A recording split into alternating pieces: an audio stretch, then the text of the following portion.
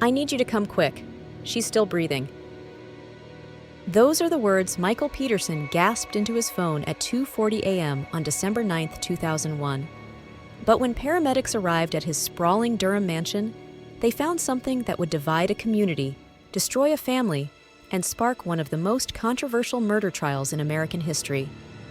Because at the bottom of Michael's staircase lay his wife, Kathleen, surrounded by so much blood that even seasoned first responders were shaken. And what the investigators discovered next would reveal a secret so shocking that it sounds like something straight out of a psychological thriller. But here's the thing that'll give you chills. This wasn't the first time someone close to Michael Peterson had died at the bottom of a staircase. Welcome back to Crime Plus, where we dive deep into the cases that shocked America. I'm your host, and today we're exploring a story so twisted that it inspired Netflix documentaries, HBO series, and divided public opinion for over 2 decades.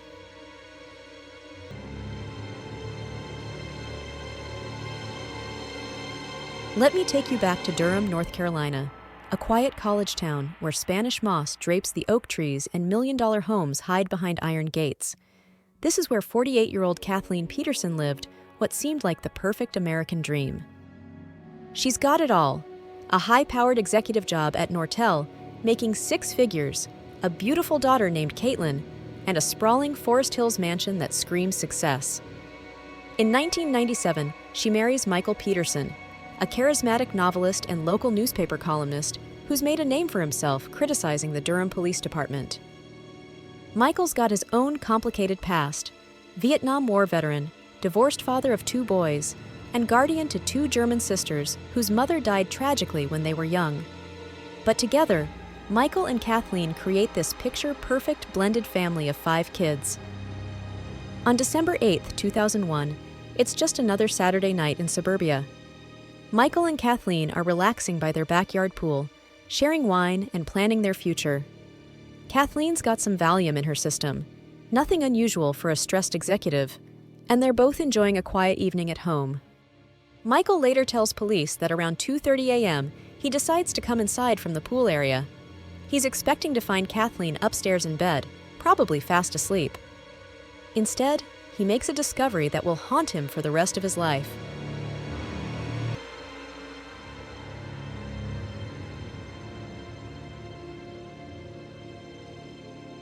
Picture this. Michael walks through the back door into his dimly lit mansion. The house is eerily quiet. As he makes his way toward the front staircase, something catches his eye. There's Kathleen, crumpled at the bottom of 15 wooden steps, blood everywhere. Not just a little blood. We're talking about a scene that looks like something from a horror movie. Blood splattered on the walls, pooled on the floor, streaked across the staircase. Michael dials 911, his voice shaking. "My wife has had an accident. She fell down the stairs. There's a lot of blood." But when the paramedics arrive, they notice something odd. For someone who just discovered his wife dying in a pool of blood, Michael seems composed. His clothes are clean. There's no blood on him except for 2 tiny spots on his shorts and shoes. And here's where things get really strange. Kathleen has 7 deep lacerations on the back and top of her head. 7. The medical examiner will later say these wounds are consistent with being beaten with a weapon, not from falling downstairs. But wait, it gets worse. Remember those 2 German sisters Michael adopted after their mother's tragic death? Well, investigators are about to uncover a coincidence so bizarre that it defies all logic. Because 18 years earlier, in 1985, Elizabeth Ratliff, the mother of those girls, was also found dead at the bottom of her staircase in Germany. Also with head injuries. Also with Michael Peterson being the last person to see her alive. What are the odds? The Durham County Sheriff's Department launches a massive investigation, and what they discover about Michael Peterson's secret life is about to blow this case wide open. See, Michael's been living a double life. While presenting himself as the devoted husband, investigators uncover evidence that he's been having secret relationships with men. They find emails, messages, evidence of encounters that Kathleen apparently knew nothing about. District Attorney Jim Hardin Jr., The same guy Michael had been criticizing in his newspaper columns now has a motive. He argues that Kathleen discovered Michael's secret and threatened to leave him, taking her $1.4 million life insurance policy with her. But here's where the prosecution makes a move that still divides legal experts today. They decide to exhume Elizabeth Ratliff's body from Germany after 18 years and perform a new autopsy. The original German autopsy ruled her death a brain hemorrhage. But this new American autopsy? They changed the cause of death to homicide. Suddenly, prosecutors are painting Michael Peterson as a man who's gotten away with murder once and tried to do it again. The prosecution's star witness is a blood spatter expert named Duane Deaver. This guy takes the stand and tells the jury that the blood patterns prove Kathleen was beaten to death. He claims to have analyzed hundreds of crime scenes, written countless reports, trained extensively in blood analysis. The jury is eating it up. Here's this expert explaining how blood doesn't lie, how the patterns on the wall tell the story of a vicious assault. But Michael's defense team, led by David Rudolph, fights back hard. They bring in their own expert, the legendary Henry Lee, who's worked on some of the biggest cases in American history. Lee actually demonstrates to the jury how blood spatter could occur from coughing by spitting ketchup across the courtroom. The defense argues that Kathleen's injuries are consistent with a fall, that there are no skull fractures you'd expect from a beating, and that Michael and Kathleen had a loving marriage where she accepted his bisexuality. They even produced the supposed murder weapon, a fireplace poker that prosecutors claimed was missing. Turns out it was in the garage the whole time. After one of North Carolina's longest trials, lasting 3 months, the jury reaches their verdict on October 10, 2003. Guilty of first-degree murder. Michael Peterson is sentenced to life in prison without the possibility of parole. Case closed, right? Not even close. What happens next exposes flaws in the American justice system that'll make your head spin. Remember that blood spatter expert Duane Deaver who convinced the jury? Well, in 2010, the North Carolina Attorney General's office discovers something shocking. Deaver has been lying about his credentials for years. He's falsified evidence in 34 different cases. Those hundreds of reports he claimed to have written, he'd actually only written 47. That extensive training he bragged about, most of it never happened.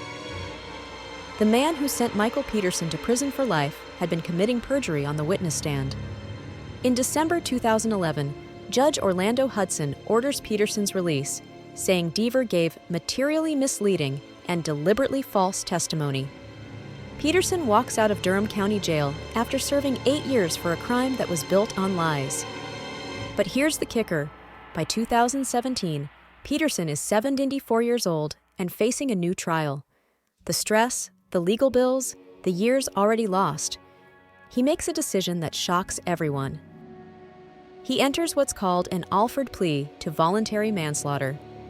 This rare legal maneuver allows him to maintain his innocence while acknowledging there's enough evidence for a conviction. He gets credit for time served and walks free. But wait, there's one more twist that sounds too crazy to be real. In 2003, a Durham attorney named Lawrence Pollard proposed what became known as the owl theory. He suggested that Kathleen Peterson wasn't murdered by her husband. She was attacked by a barred owl in her backyard, then stumbled inside and fell down the stairs. Sound ridiculous? Well, investigators found microscopic feathers and wood fragments in Kathleen's hair. Barred owls are known to be aggressive and territorial. The lacerations on her scalp match the pattern of owl talons.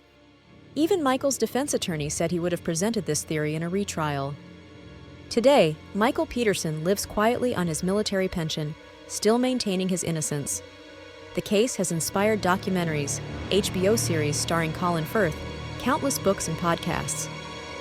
Public opinion remains split. Some see a killer who got away with murder twice. Others see a man railroaded by a corrupt justice system and a prosecutor with a personal vendetta. The truth?